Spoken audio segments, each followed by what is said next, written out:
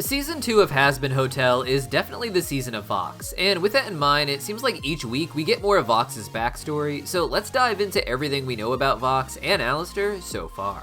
Now in episode 4 of Hazbin Hotel Season 2, we left off with Alastor starting a battle with Vox and then immediately feigning loss so that he can make a deal with Vox not to hurt Husk, Nifty, and most importantly, Charlie.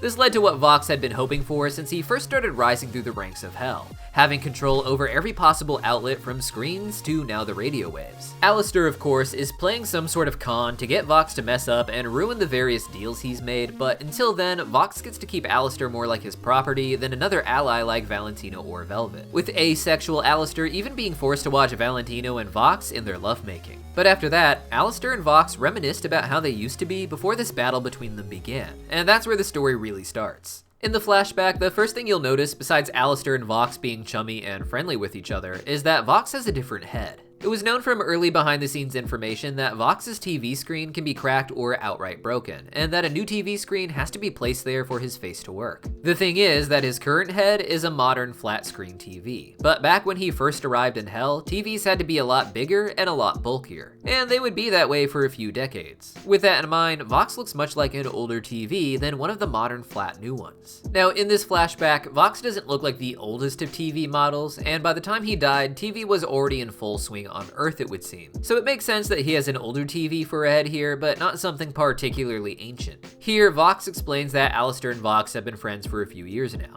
Vox is a bit more new to Hell than Alastor, with Alastor coming into Hell in the 30s, and Vox generally being believed to come in the 50s or 60s. Either way, at this point in the flashback, Vox and Alastor appear to be like friends from the outside, and Vox definitely thought they were friends here. It's funny because with these flashbacks, it would make it seem like Vox wasn't always the manipulative, backstabbing, power-hungry villain that he is now, and that Alastor may have made him this way. Don't get me wrong, Vox isn't just a TV, but as we saw with him naked in the episode, he also has gills to make him look like a shark, just like the giant shark he keeps in his aquarium, as he's supposed to be a TV shark, as they call them. These are people in the TV and movie industry who were known for being ruthless in their career ambitions, someone who would tear you apart like a shark just to get higher in the field. But here in this scene, Vox isn't trying to manipulate Alastor or get something out of him. He seems to be trying to do what he actually says, which he says is wanting to be partners with Alastor to conquer all of Hell together.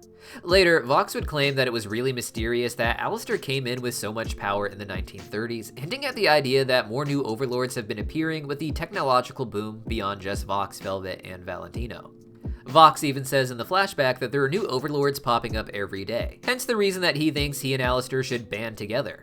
This appears to be before Valentino came in, or at least before he started making a name for himself there with adult films, and long before Velvet, who is the most recent of the overlords it seems. At this point, Vox wanted to use TV to control all of Hell, but even back then, radio was just too powerful to allow for there to be a competing voice. With it being the only other major outlet, a partnership with Alastor would have been the best way to control all of Hell as the new technologies began to develop. And even in the present, with radio not being very popular here on Earth, it's still very powerful in Hell, with Alastor being able to control all of its broadcasts, and even seems to be propagandizing the people against Vox successfully in Season 1 by causing Vox to make his own power outage. Now of course, Alastor rejected the deal with Vox, and this is an important moment not just for Vox, but also for Alastor. You see, Alastor is speaking some level of truth at Vox when he tells him that he thought they were becoming equals, as he wanted to make him feel bad. But through all of this, Alastor is also hiding some things from Vox. First, Alastor is quite the hypocrite, as he is masquerading as someone with complete power as the strongest sinner in Hell. But we learned in this very episode that Alastor didn't get this way with just his own power, but that he's actually the slave and pet to none other than Rosie from the Cannibal Colony. Alastor thus is treating Vox like he's bad for needing the support of others to be strong, when in reality, he's the one being supported. And he may not even be strong enough to take on Vox without the power of Rosie. Even with that power, Alastor had a really hard time fighting Vox, though he blames it on the fact that he had support from the other Vs, Velvet and Valentino. Alastor is supposed to be the most powerful sinner in Hell with his deal, but that doesn't mean he can take on more than one very powerful sinner if they have the souls backing them. And because of that, there's been a debate between the two over who really won the previous battle, with Alastor indicating any upper hand Vox had simply came from relying on others, even though the truth was the same for him as well. The problem isn't just that Alastor is secretly getting power from Rosie either, but also that Alastor can't actually promise that sort of deal with Vox given the control Rosie has over him. According to Alastor, he used the radio waves for whatever Rosie demanded of him all this time, and making a deal to basically do that with Vox might cut into Rosie's ultimate goals. Of course, this isn't strong enough to stop Alastor from making the second deal with Vox himself, but all of this seems to be part of his deal with Rosie, at least the way he's presenting it now. So I imagine whatever plan Alastor has, it's only being done because he's already under the control of Rosie and has to work for her first. Some part of me thinks that Alastor feels a lot of shame for this, and he's a character with a lot of shame in general, I think. His whole shtick is that he never wants to be caught without a smile on his face, so people think he's always in control of the situation and himself. He talks about how a smile is a way to hide what you're really thinking and feeling, and while he hints at this being to hide the darker and bigger plans he has, it's been clearly shown that he is also hiding just how scared he is when he isn't the most powerful person in the room. Right now, he's promised his soul to Rosie, but he's also promised control over himself to Vox, and what happens when two different sinners are trying to cash in on his soul with contradictory goals. Now, one last thing I've been wanting to address in all of these different videos that talk about Alastor, his power level, and these deals, is the idea that maybe Alastor is more powerful than we think, even without Rosie. When Alastor first made his deal with Rosie, she said that she had never seen a soul like Alastor's before. So to me, the greatest twist of all would be for Alastor to learn that he was already going to be the most powerful sinner in hell, and that when Rosie made that promise to elevate him to that power level, he basically sold his soul to her for essentially no reason.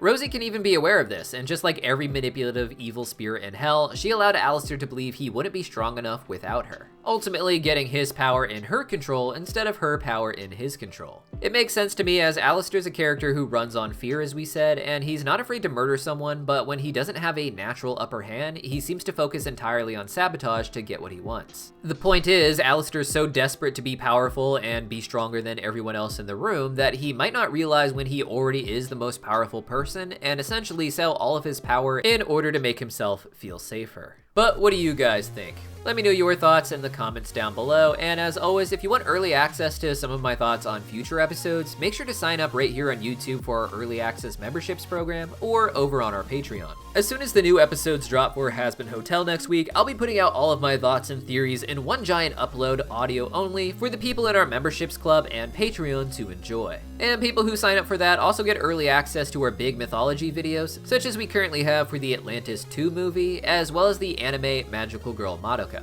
Both are available to watch right now for just $5 to get into our early access program. Link as always is in the pinned comment down below, and I'll see you guys next time.